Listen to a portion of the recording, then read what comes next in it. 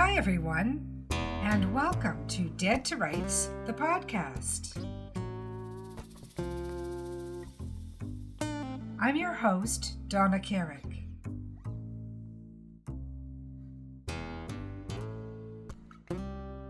We've got a great show for you today. We're here with Dr. Gregory Cumming, who is the author of The Symbionese Liberation Army and Patricia Hearst, Queen of the Revolution, which he co-authored with Stephen Sales, and this book came out from Great Oak Press in California, 2019, so it's a brand new book.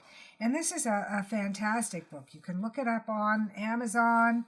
Please do so, because it's really just a slice of history. For those of us who are old enough to remember the case, it's particularly interesting.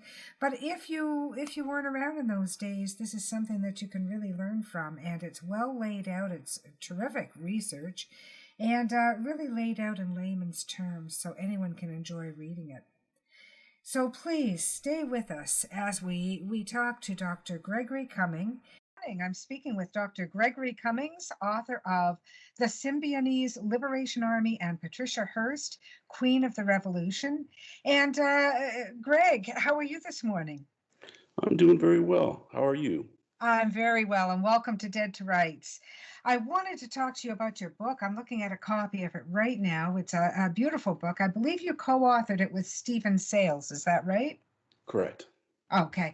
Now, what prompted you to write this book? I know that seems an obvious question, but for our listeners, I know you're a historian, and what drew you to this particular story? Well, I grew up in the Bay Area while all this was happening. And so I sort of lived through it as a young kid, fourth, fifth, sixth grade. And yeah, I hadn't thought anything about it after going to college. I'm working in my present job with the Nixon Library. I'm about to get on a flight. This is in the late 1990s. I'm actually still with the Reagan Library at the time, and grab a book on the topic. And it just struck me that enough hadn't been written. The final pages haven't been written. There's more to the story. Everything seemed to have been written in the 1970s of any significance other than Patricia Hearst's version of the events. And so I thought, here's a great topic. Nobody's gone and looked at the FBI files. Nobody's gone and pursued a lot of these other sources. So let's see what the story is. And so I began with the FBI records, and like I said, nobody had really accessed them. The only evidence that anybody accessed them was Steve Weed, who had picked and chose some of the documents, I guess when he was looked at by the FBI as a potential suspect. So it was very interesting. There was a lot of material out there, and a lot still to be written. Now, Steve Weed was the fiance of Patricia Hearst prior to the kidnapping event. Is that right? Correct. Okay, and he was eliminated as a suspect in the kidnapping, if I remember correctly from your work here.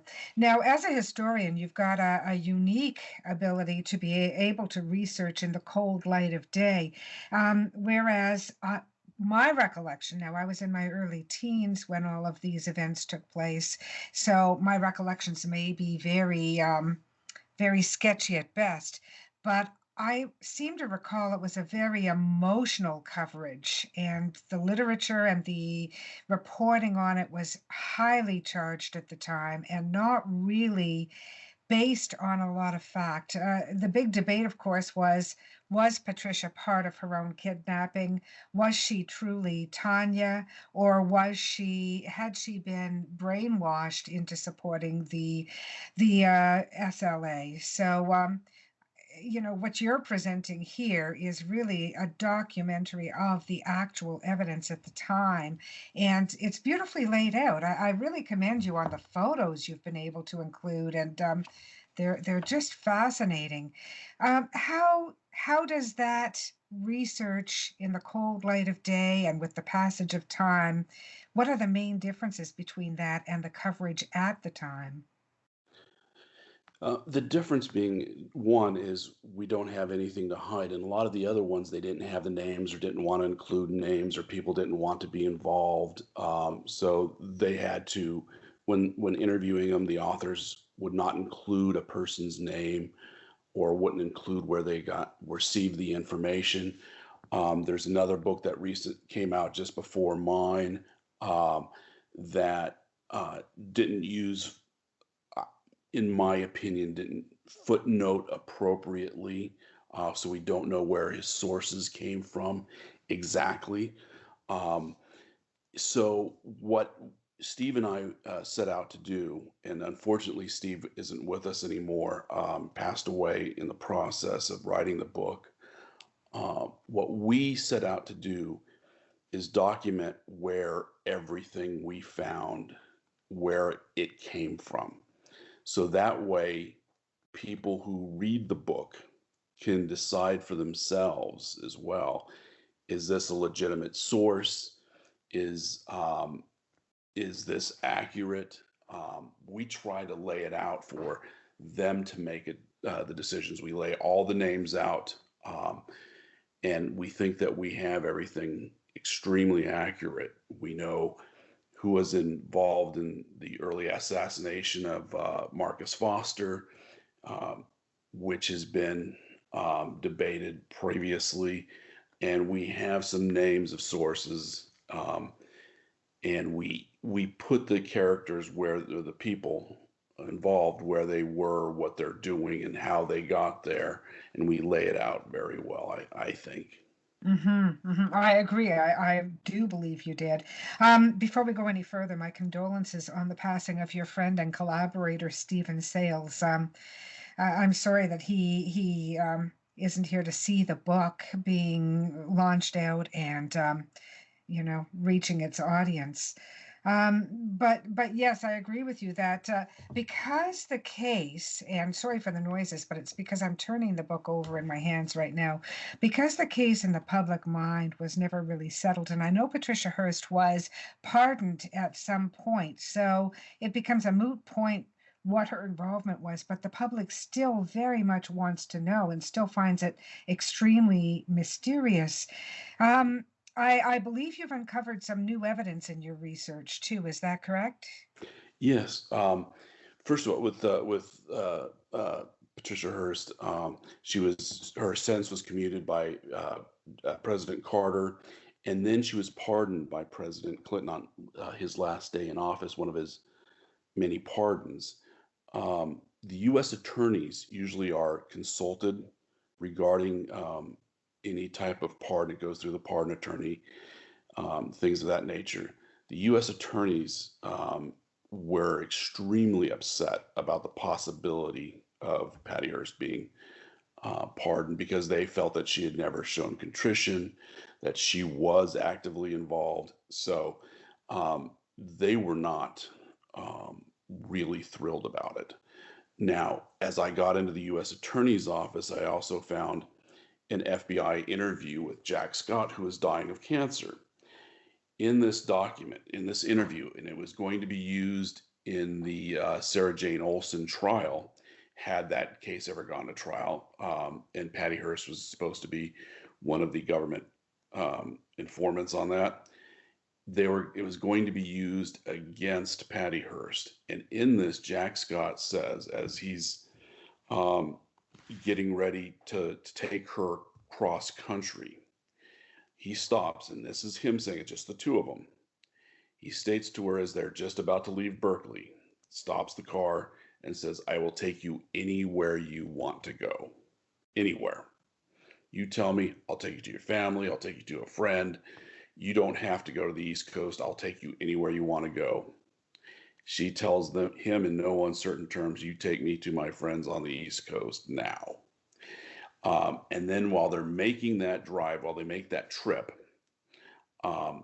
it's at that point that she tells Jack Scott that she had planned her own abduction. She'd done this with Nancy Ling Perry of the SLA, who had supplied her with drugs. The only members of the SLA who were informed that this was happening are Nancy Ling Perry and Donald DeFreeze. They wanted to use this as an opportunity to train their cell, so to speak. But her motivation for this activity was she did not want to get married to Stephen Weed. She decided that this was something that she didn't want to do. She had fallen out of love with him, but she had gone so far. She's living with him. The engagements in the newspapers, Mm-hmm. all this is happening, and she didn't want to admit to her uh, mom in particular that her mom was right, she was wrong. She felt penned in, hence this plan. Now, uh, this is the only source, legitimate source, that states this version of events. So it's included so that people can decide for themselves what they think. Now, Mm-hmm. what are the events that support this? Um, the events that support this idea is not only the fact that she goes on to become Tanya, but and her actions at the Hibernia bank robbery. But what really stands out about this is the shootout in Los Angeles at Mel's Sporting Goods, when both Emily and Bill Harris are essentially captured at this point for shoplifting. She's sitting in a van across Crenshaw Boulevard. Nobody knows she's there. She can drive the van wherever she wants. She could do whatever she wanted. But she gets out a semi automatic rifle and starts firing indiscriminately to free her two friends. So she's providing cover at this point. Yes, she's actively getting involved. If you look at the FBI documents, there are documents in which she has cased a bank and is written out in detail the location of the bank, doors, everything. She's heavily involved in feminist politics now, and she's involved in writing about feminist politics within her cell. She has changed quite a bit as a person politically um, as well. So it's a different Patty Hearst than the young lady who was picked up on the 19th.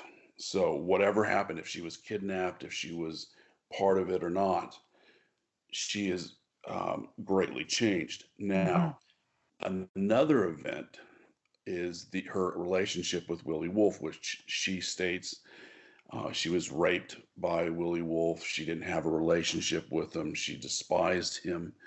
But we're talking about a group that's a very feminist oriented group.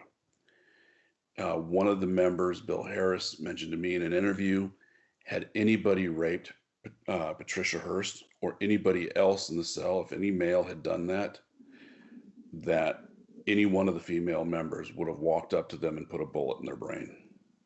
I Okay. goes, that would not have been acceptable in any way, shape, or form. Do I believe Bill Harris on that point? Absolutely. Patricia Stiltysic, I had no doubt that she would have defended any of the women from a rapist within the cell. The other point is a little, small little token of affection that Willie Wolfe gave to Patricia Hearst. It was called an Olmec, Olmec, an Olmec monkey. It was a little, this tiny little figurine, and he had tied a leather band to it and given it to her. Had she despised him, she probably would have thrown it out, but it was in her possession when she's arrested over, 15 months after the shootout in Los Angeles. She still has it on her possession. Okay. And so there's a number of these little events that she mentions that don't add up. Now, does this all verify Jack Scott's theory or what his version of events? No, but they make you pause and wonder. Mm-hmm. hmm I know that during these events, because I was so young, I was just in my early teens, it really was the first time I heard of Stockholm Syndrome. And the arguments were that Patty Hearst, aka Tanya, had come to care about her captors through the process of having been kidnapped. And even then, it sounded like a stretch given everything else that was going on. Not that I doubt the syndrome, because I do believe that it is a very legitimate, very real possibility. Um, and yet, what's even more real with what I know about people now in my grand old age is the possibility that she just wanted out of a bad engagement. Um, because that's something that's just kind of so real. We know that people will act very strangely, both young men and young women, will act very strangely. They'll do almost anything to avoid just an honest confrontation. Yeah. Yes. It's very interesting. Um, I think what appealed to her, and the final version is only Patty Hearst will know the honest truth, and I don't think we'll ever get it. But what's interesting is um, she not only seems to care, but it's the first time I think in her life she's really come across a group of people who are willing to give their lives for something. Mm-hmm. And she becomes enamored of this group that is willing to go to all limits. Mm-hmm. So it's a different environment for her. And then, of course, once she becomes revered as almost like the poster child, it becomes a self-fulfilling thing, really, doesn't it?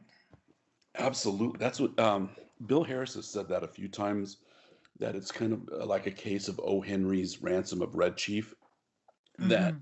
once they grab her, they can't get rid of her. Um, Yeah. they can't give her back. She's become part of this fabric, especially after the shootout in Los Angeles.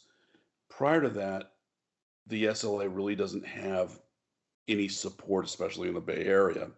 Um, they're considered too extreme, but after the confrontation with the police in Los Angeles, um, the new left, in a sense, embraces the idea of the SLA and trying to keep them safe, even though they don't embrace the violence. So Mm-hmm. they become a part of the new left fabric after this. In Berkeley, you'll have posters everywhere. Tanya lives. Um, the poster of her and her beret and the rifle. So um, she really becomes a part of this movement, or I should say, what's left of a movement in the 74 75 period, when the new left is essentially dying on the vine. And the iconic image is, looking back at it in retrospect, it's almost like a sanitized version of terrorism. I mean, Yes. it's so obvious what she is, Yeah. um, a little rich girl, and yet here she is in her beret and taking a stance. And I mean, in the light of hindsight, it's almost ludicrous. Yeah. It's something that couldn't happen today, I don't think, in the same extent, because you have video cameras everywhere. So somebody would have tracked down Patricia Hearst, but they were able to hide in plain sight, Hmm. um, just by not getting a cable, or a phone line or a cable line Yeah, or anything of that. They were able to literally go into a major city and disappear. yeah, Um, so it was much different. But were they uh, terrorizing absolutely? Even writers of the New Left, there's an art, David Horowitz, who was with Ramparts at the time. They wrote an editorial and they wouldn't sign their names to it because they were scared to death, because it's anti-SLA. Um, and they were scared to death that these folks were going to come after them and try to kill them.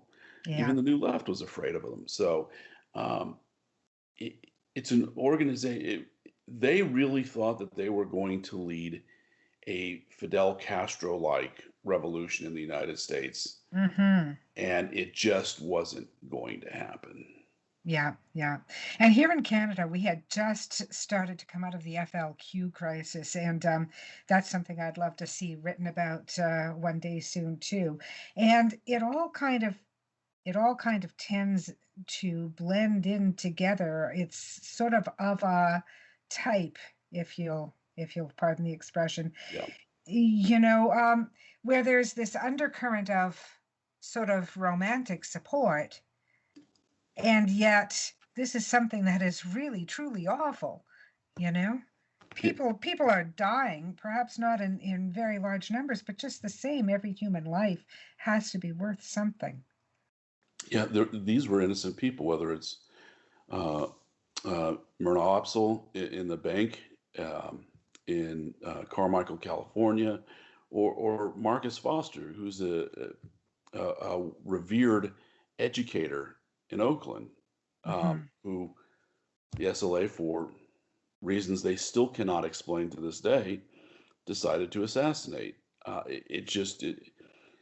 It's And I bizarre the hate to say it targets. because I have no idea, but I could almost imagine it just being some kind of personal vendetta. One of the members just being mad at him, Yeah, and you and know? and um, and that is not anything more than just flat out murder.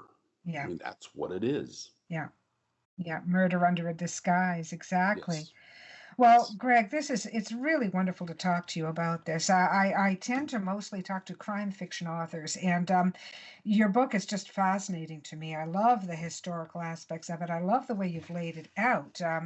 I highly recommend it to people, and as I recommend it, let me repeat the title. It's called The Symbionese Liberation Army and Patricia Hearst, Queen of the Revolution, by Gregory Cumming and Stephen Sales. And Stephen is with PH, so if you're looking it up on Amazon, you should find it easy to locate.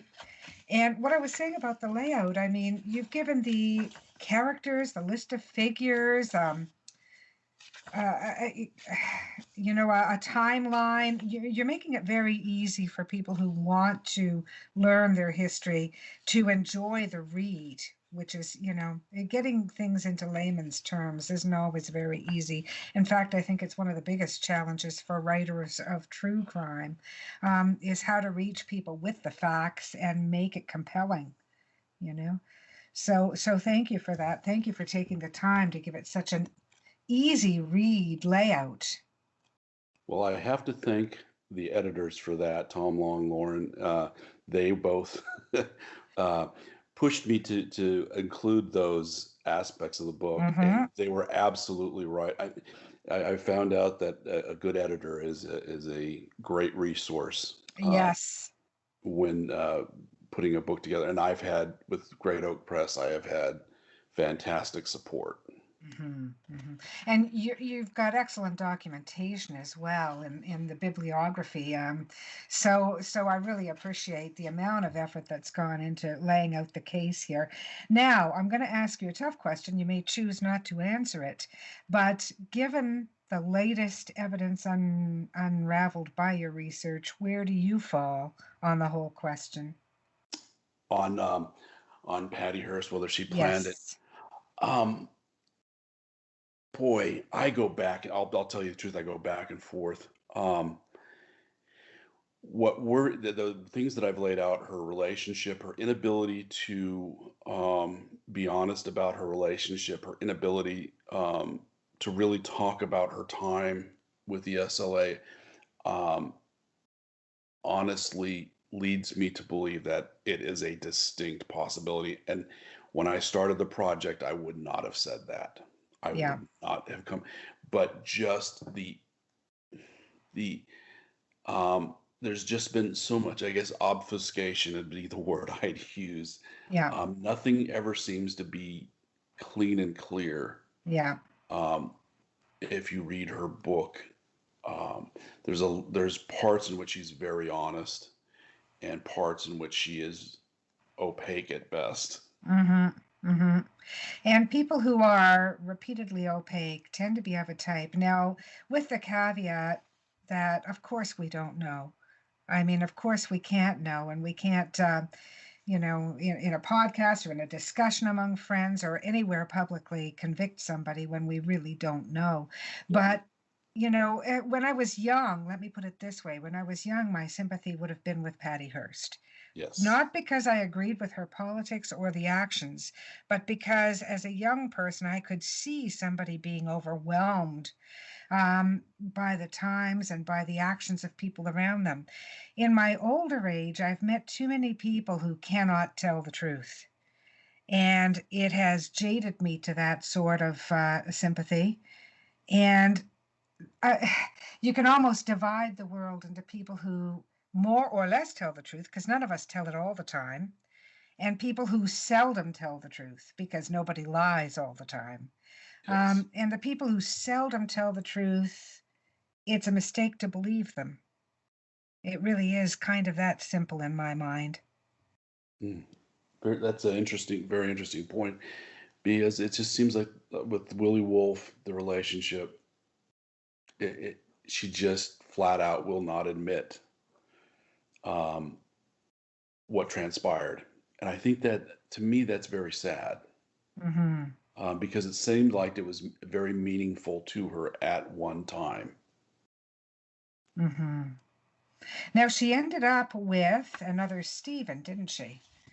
Stephen Salaya, um, she was date, or I guess living with him, in a relationship with him when she was arrested. Um, and then eventually she marries her bodyguard after she's out of jail. They um, were married until his death, I think in the early 2000s. Hmm. Had daughters, two daughters, I believe. Hmm. Hmm. Wow, wow. So, I mean, she managed to fashion some sort of a life, which is Yeah, a good thing, of course. absolutely. Yeah.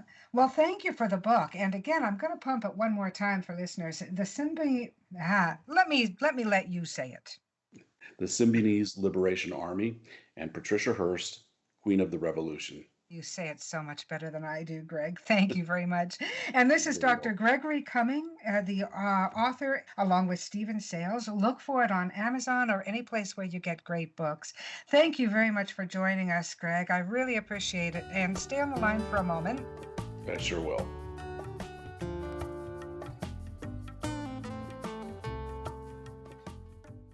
I'd like to thank historian and author Dr. Gregory Cumming for joining us today on Dead to Rights to talk about his book, The Symbionese Liberation Army and Patricia Hearst, Queen of the Revolution. And I highly recommend that you look this book up. It really is laid out in layman's terms so that it's accessible to any reader, and it's a great slice of history. Thanks for joining us today on the pod. We've really enjoyed being here with you on this gorgeous July day, and look forward to seeing you on our next episode. Our thanks go out to Ted Carrick for all background music for Dead to Rights, which are all original compositions. And thanks to all listeners and people who have joined us to date. See you next week.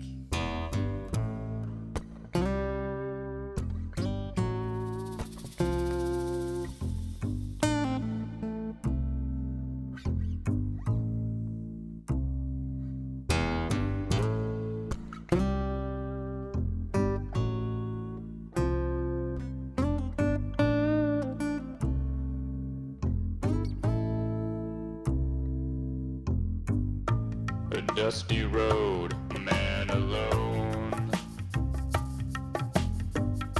His vital signs go on hold. And I don't know what you've been told,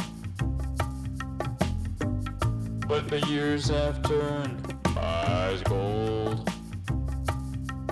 And I told you what you told me, we'd never be in the same boat for free. Yet it rides, let it rock.